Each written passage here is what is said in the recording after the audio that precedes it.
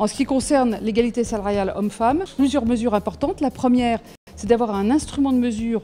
commun pour mesurer dans les entreprises l'écart. Ensuite, toutes les entreprises qui ont un écart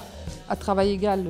pas salaire égal, devront négocier une enveloppe de rattrapage au maximum sur 3 ans.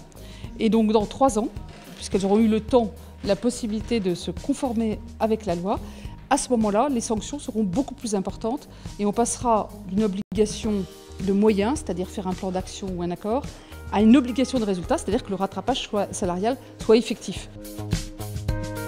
Lutter contre les violences sexistes et sexuelles au travail, in fine, c'est lutter pour l'égalité salariale aussi, parce que le fait d'être entravé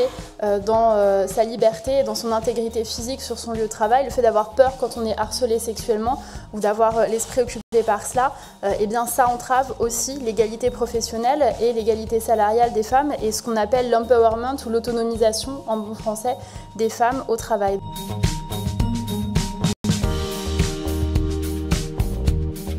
Avec Marlène Schiappa, nous venons d'annoncer les 15 mesures que nous retenons pour lutter contre les violences sexistes et sexuelles au travail et pour enfin réussir l'égalité salariale entre les femmes et les hommes. 10 de ces mesures seront intégrées au projet de loi pour la liberté de choisir son avenir professionnel que j'aurai l'honneur de présenter au Parlement dans quelques semaines.